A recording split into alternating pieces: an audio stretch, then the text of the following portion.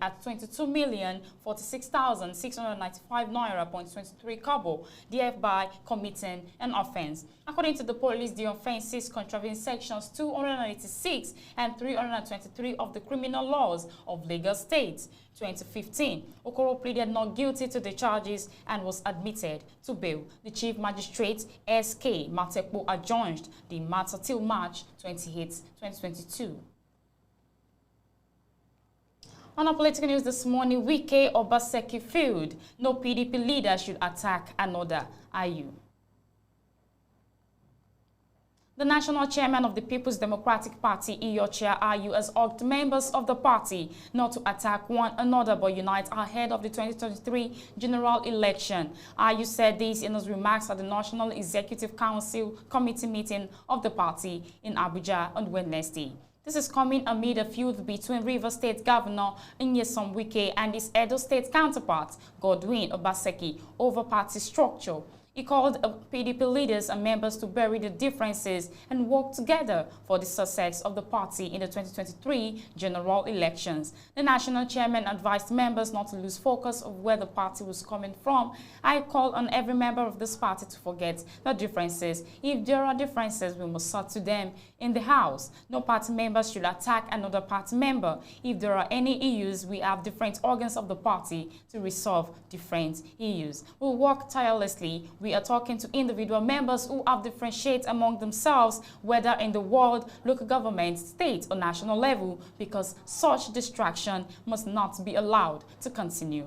Where there are problems, the National Working Committee and other leaders of national organs of the party will put heads together to resolve the differences. Nigeria should know that PDP is back. We will work as a team and they will see the results very soon. Nigeria should not lose hope. Hope is the only way and rescue on the way. Only this party can rescue Nigeria, IU said. The chairman also urged members and leaders of the party to work with the National Working Committee, NWC, for PDP victory in the forthcoming governorship election in Ekiti and Osun.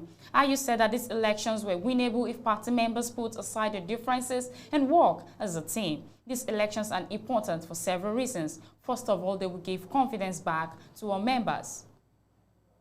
Secondly, to signal to Nigerians that the PDP is determined to take power in 2023. It is important we unify the party. If we unify the party, we will win an election at the state chapter. If we win elections in the state chapters collectively, we will be able to put these votes together and definitely win the presidential election, he said. The chairman of the PDP's Governor Forum, Governor Aminu Tambuwal of Sokoto State, said for the party to win the 2023 general elections, it must not look focused and its members must be united. Tambuwal pledged the support of the governors for the party leaders, especially ensuring the party's PDP success in the 2023 general elections.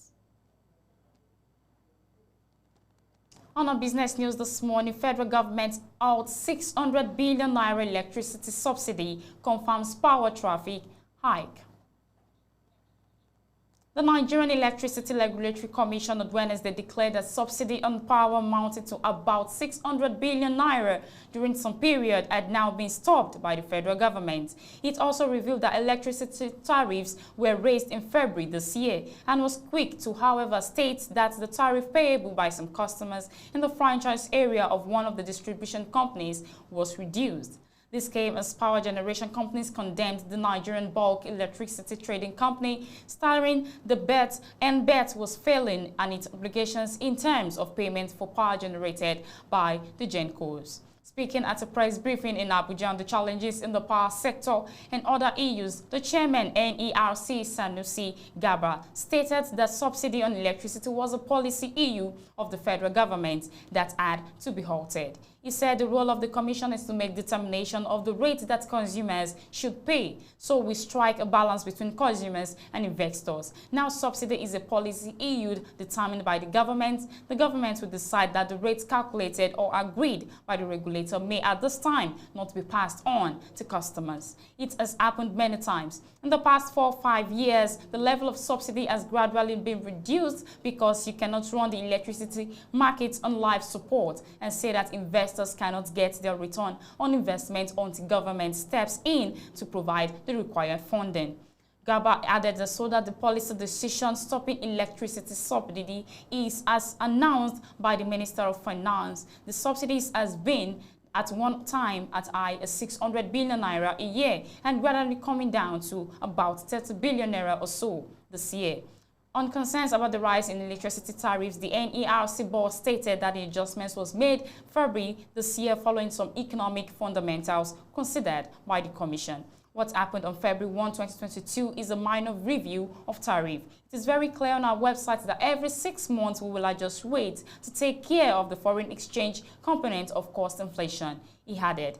Gaba described the tariff adjustments as absolutely straightforward, stressing that the distribution companies were meant to inform their customers of the changes. On the recent blackout and repeated collapse of the national electricity grid, the NERC chairman said the rupturing of gas pipelines by vandals and routine maintenance works on some power plants contributed to the instability of the country's power system. This was further buttressed by the Federal Ministry of Power in a statement issued in Abuja and the media aide to the Power Minister Sanusi Issa, where it stated the national grid suffered a double system collapse within 2 days due to so many factors. The current energy crisis confronting some key sectors of the economy also contributed to the problems we are now facing now in the power sector, the statement in part read. It added, where we are today all because of the increasing vandalism of pipelines that also supply gas to the power plant. This too is being resolved in collaboration with relevant agencies. The NNPC and other gas suppliers are working relentlessly to restore gas supply for optimum power supply. On our sport news this morning, UFC Yusuf I's top 10 ranking.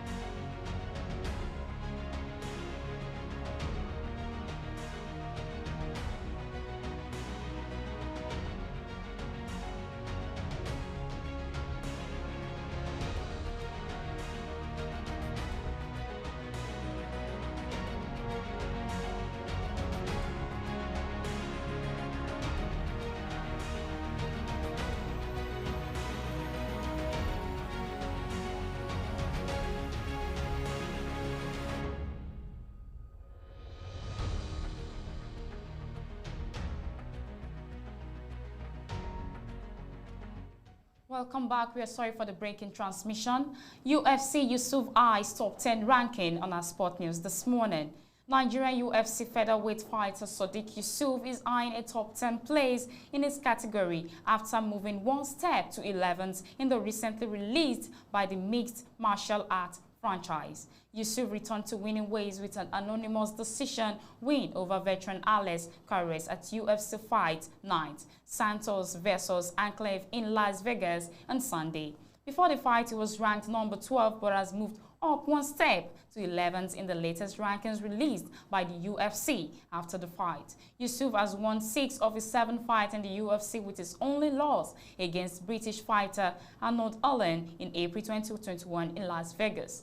The winner over Carcass was his first fight in 11 months, having suffered from COVID-19 complications for a long period. The 28-year-old is, however, looking forward to making it into the top 10 as he does one day hopes to join compatriots Kamaru Usman and Israel Adesanya in becoming a UFC champion. Now I'm number 11 and on my way to being in the top 10, and I can't wait, Yusuf told. After his last win, the UFC star indicated his interest in fighting ninth-ranked Brazil Mitchell. "I really want to test myself against Arkansas's finest," Yusuf said days after a win against Carcass. "I would really like to fight Bryce Mitchell." A win for Yusuf will automatically see him join the division top 10 fighters. On entertainment news this morning, actress Chioma Topley is remanded over malicious Facebook post against Abia Chief.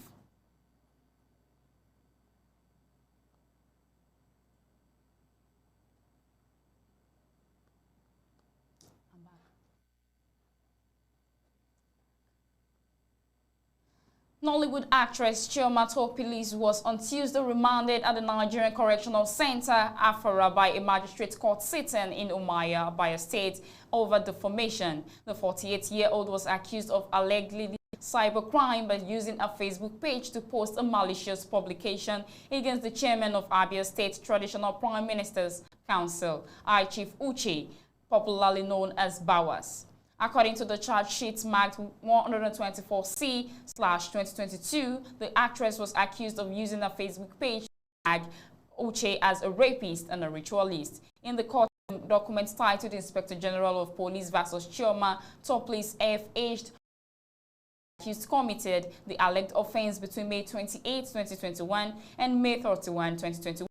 The one count read that Chioma Topley's female between the 28th and 31st of May 2021 residing in Nigeria and being a social network user and being under the Umuahia North Magistratal District and knowingly and maliciously published in your Facebook page, Chioma Topley, the following: "Your rapist father invited his daughter-in-law, now ex, without his son's consent and slept with her. You equally called him a ritualist who used his last daughter as the sacrificial lamb of the family. Hence, she is perpetually sick and hidden in the house. A publication which you know to be false and intended to cause annoyance, inconveniences, danger, obstruction, enmity, hatred, ill will, or needless anxiety to the person of Chief Uche, the chairman of the Abia State Traditional Prime Ministers Council, a renowned community leader and business mogul, and you thereby committed an offense punishable under Section 24B of the Cybercrime." After reading the count charge, there was no plea for bail. The trial for Chief Magistrate Idika Kalu ordered that the accused be remanded at the Afara Correctional Center in Umuahia. Speaking with newsmen later, the plaintiff, Chief Akukwegbe, who identified the accused as his sister-in-law, expressed his worry on why she resorted to blackmail him. Bawas expressed no knowledge of all the allegations, lamenting that he was still at a loss why the accused would resort to cheap blackmail to repute him, insisting that she has to substantiate her claims. He alleged that the accused had boasted that she was highly connected and untouchable after rubbishing me on her Facebook page, but she has to prove it at the court. And that'll be that on our Breakfast News. To stay with us, we'll be right back shortly.